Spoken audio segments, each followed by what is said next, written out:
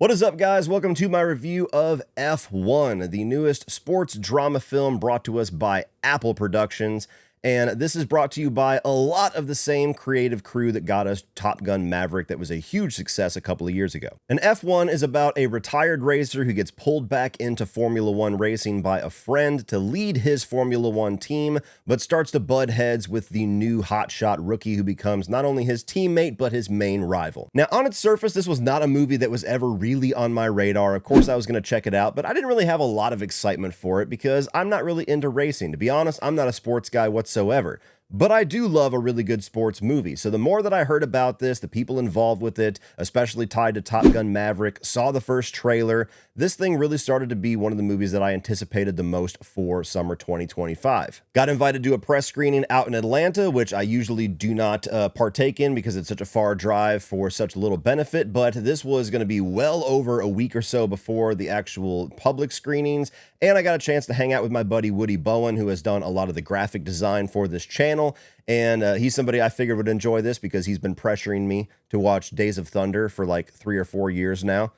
You're never going to crack me, Woody.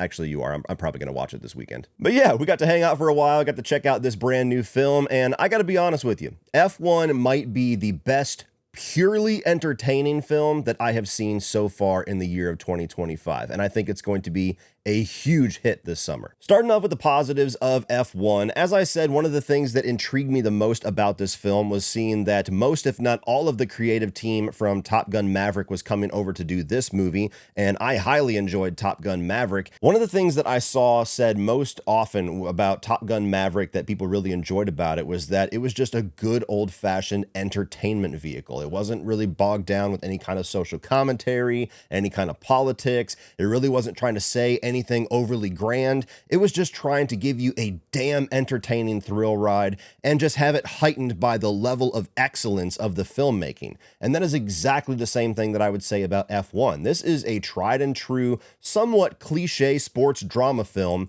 that is just brought to you by some of the best in the business with the way that it's shot, with the way that it's scored, with the way that it's acted. It is absolutely 100% top-tier filmmaking that is all put together just to bring you a classic, comforting blockbuster, a good time at the movies. And don't get me wrong, social commentary and politics and all of the grander ideas that we see in a lot of films, that can be done to wonderful results. But sometimes there's something really enjoyable and comforting about a movie that really doesn't feel like it's trying to do any of that. It's just trying to give you a really great thrill ride, entertain the hell out of you for 2.5 hours, and make you walk out of the theater going, fuck yes, that is the type of shit I want to pay my money to go see. Now, elaborating a little bit more on what I was talking about when I say top tier filmmaking, I think this thing is immaculately shot. I think they used a lot of the same tricks and a lot of the same technology that they used on Maverick to have a lot of those really cool, intense shots of them inside and just outside of those jets.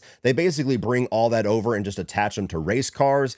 And the racing sequences in this movie are some of the best, maybe the best that I've ever seen in this genre, where you're right in the POV of the drivers for a lot of it. There's times where you get the reverse angle and seeing their reaction shots. There's a bunch of overhead and even some that are mimicking like the footage of if you were actually watching an F1 racing on TV. And so not only does it make all of the racing sequences feel seamless, but they are so intense, so thrilling. Every time you go around the corner, every time they're making a turn, every time cars get close to each other and there's about to be a crash, the times where there actually is a crash, it's edge of your seat shit. I also really enjoyed all of the characters in this movie. Of course, it's led by Brad Pitt, who I've always been a big fan of, and his character is kind of the rough around the edges, old school guy, very similar to Maverick, a very Maverick-like character where you're coming into modern F1 racing, but you're trying to bring all the old school tricks into it, and you're not exactly following the rules, and you're kind of going with everything with your own attitude and your own style, and there's something cool about that, while something very abrasive about that.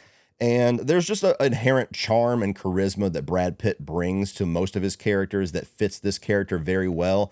You know, you could easily critique him and say that he doesn't really take as much risky roles or really give any kind of transformative performance anymore like he used to back in, say, the 90s. And now he's just kind of always the cool guy. And that's valid, but he's really good at being the cool guy. Then you have Damson Idris in here, who is playing this hotshot rookie, and what I really liked about him and his performance is that every time it felt like he was starting to lean into that cockiness a little too much and become a character that I was going to start to be a little bit abrasive with and bump up against and not be as into, there would be something done with his performance and with his character that would endear me to him yet again. So all throughout the film is this guy who has a lot to learn and has a lot to prove, and him and Brad Pitt certainly balance each other off with that very well. He's somebody that I liked watching his character grow, because every time it felt like he was losing me, he would win me back. You also have Carrie Condon in here, who's an actress that I was actually introduced to with Unleashed. You remember that wild-ass Jet Li movie? But since she has gone on to do a lot of really cool things, of course, Better Call Saul, she got some awards consideration last time she worked with Michael McDonough, and now she's doing this, and she's a really fun character because she's a part of the team that's challenging certain things, and you know, there's an element to her about her trying to prove herself as well, but she's also just a really effective romance interest for Brad Pitt's character, and I think their chemistry with each other was really good too. And then it's all rounded out by Javier Bardem, who is a character that at times has that same kind of cool guy swagger that Brad Pitt has. He's the old school guy as well, but he's the one who is bankrolling this team, and so he holds all of the risk. So there's plenty of points in the film where he has to get serious and kind of suck the fun out of the room, because all of the stakes and all of the weight of the results of this race are on him, but then he still gets pulled back into that cool guy swagger. So another character that just works really well alongside Brad Pitt and was fun to watch. This was also one of my favorite scores that Hans Zimmer has done in a very long time. You know, he is easily one of the best, one of the most prolific composers out there, and a lot of the huge blockbuster films nowadays tend to have him on the bill.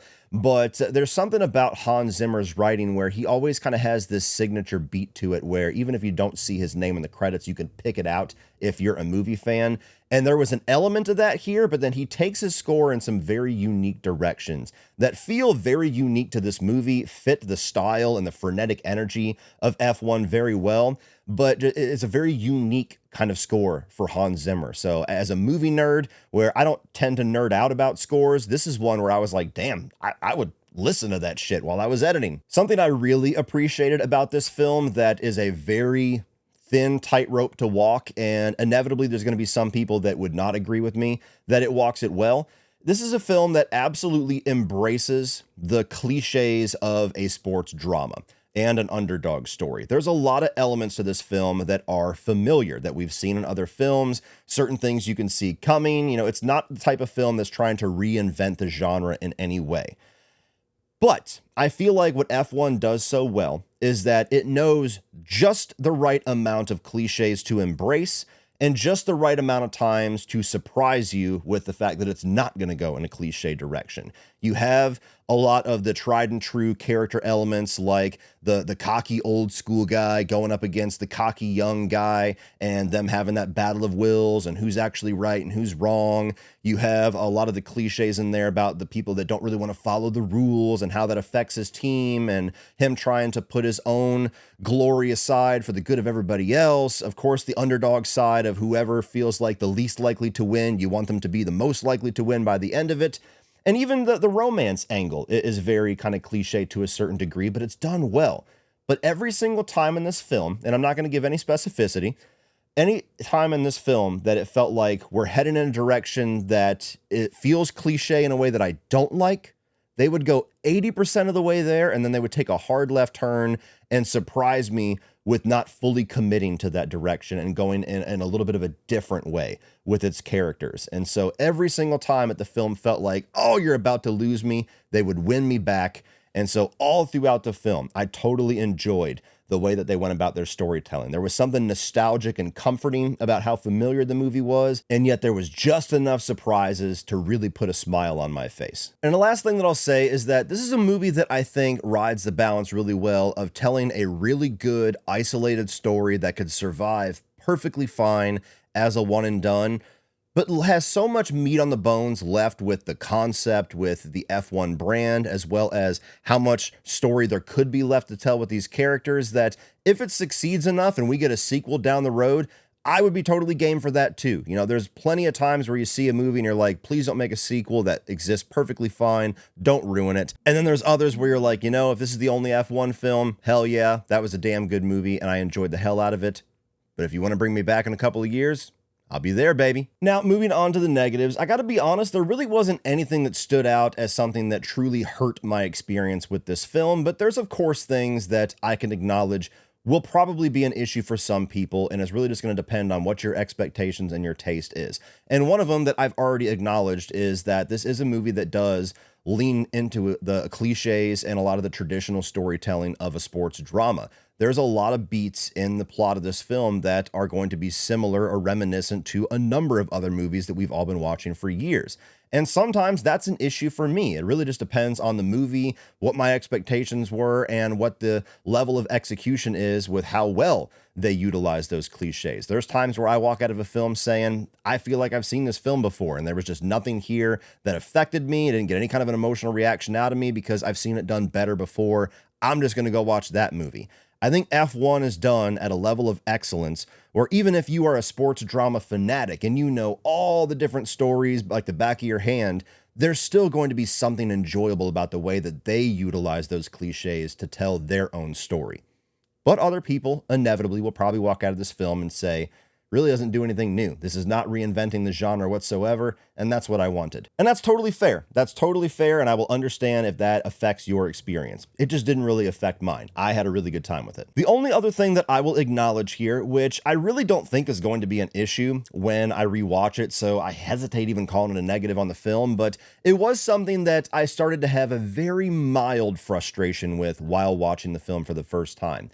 And that's the fact that you spend a large amount of the runtime of the movie really not knowing exactly how you're supposed to feel about the Brad Pitt character as well as the Damson Idris character and their rivalry. And what I mean by that is that you have Brad Pitt that comes in that has a certain amount of cockiness himself and a certain amount of selfishness with the way that he is a part of this team, where he will sacrifice certain people and certain things for his own advancement, while at the same time doing risky things to advance the team in and of itself.